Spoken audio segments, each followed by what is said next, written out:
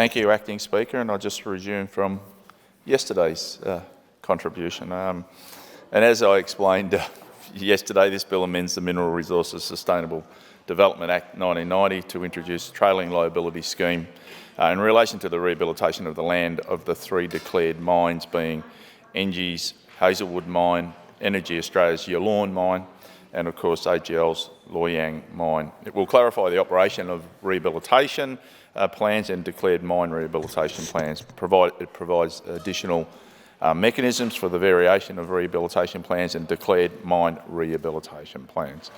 And it requires notice of any change in control of corporate declared mine licensees. Also, in addition, it will make technical changes to the Mineral Resources Sustainable Development Amendment Act 2023. So, of course, as Victoria transitions away from dirty coal-fired energy, it's important that the mining industry remains responsible for the rehabilitation and the closure of the declared mines in the Latrobe Valley.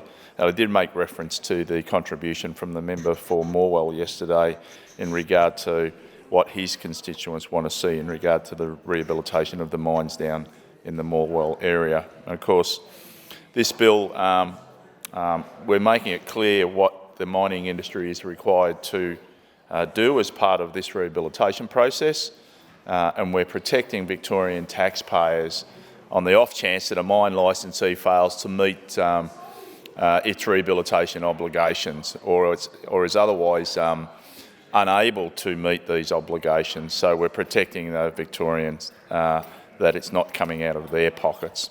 Of course, the rehabilitation process takes a lot of planning and it's a dynamic process. It's a process that commences even before mining starts, and it continues over the operational life of the mine and through the final rehabilitation efforts after the closure of the mine. And this process primarily involves making the site safe and stable, but it can also include thinking towards the future uses for the site, whether it can be used in some sort of recreational capacity or public capacity once it's rehabilitated.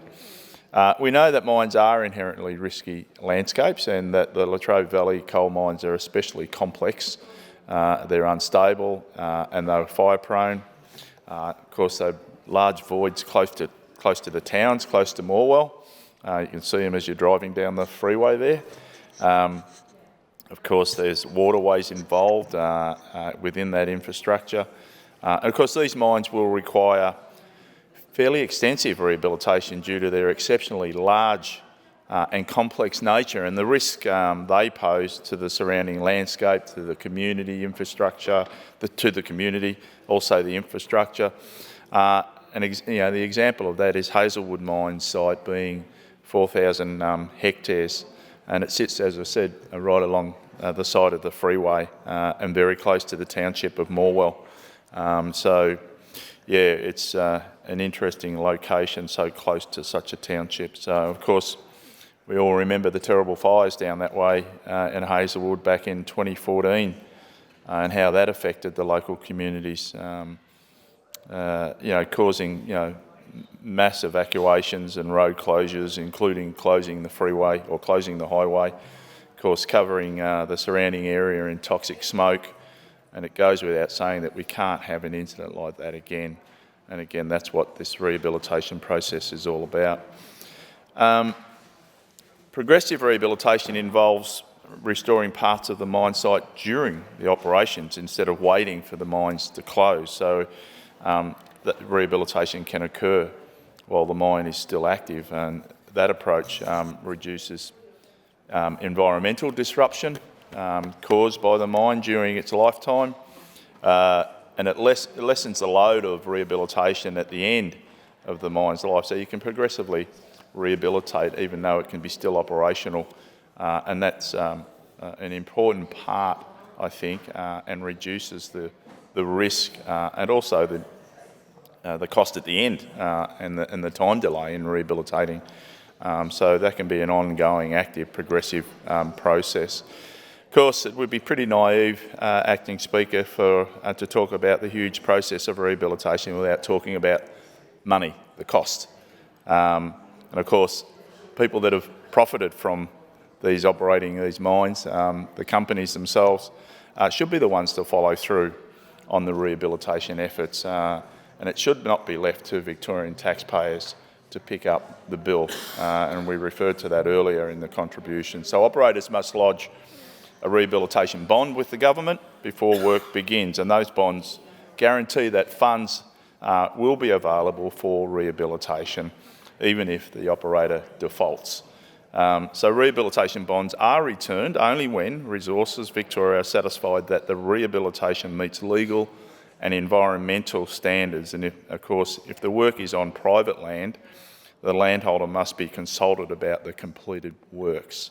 So it's sort of a surety that a bond's paid up front to account for rehabilitation, and then obviously Resources Victoria will assess whether the rehabilitation meets the standard before any bonds are returned.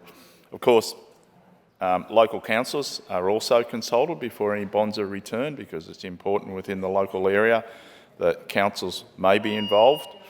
So they're consulted to make sure that they are satisfied with the rehabilitation process before that bond is returned.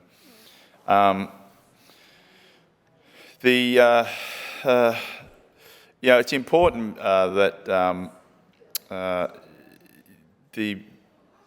the process and the consultation, the working with the organisation, the company that runs the mine, the local consultation with council, the local consultation with the community about the rehabilitation process is quite important before any bonds will be returned. Of course, the model that was introduced in this bill is modelled broadly on the Commonwealth offshore petroleum industry trailing liabilities regime. And that was introduced back in March of 2022. The Commonwealth Trailing Liability Scheme was introduced in response to a major rehabilitation failure in the offshore petroleum industry in 2015, where Northern Oil and Gas Australia acquired Laminaria and Carolina oil fields in the Northern Endeavour floating production storage and offtake facility in offshore Commonwealth waters. And of course, NOGA liquidated in 2020, and the Commonwealth Government was left with a substantial cost of decommissioning NOGA's operations, and as a result of that, the Commonwealth Government introduced a trailing liability scheme on the basis of the polluter pays principle, and that's exactly what this bond scheme is in regard to the polluter paying or rehabilitating the site. This is a really important bill, and I commend the bill to the House.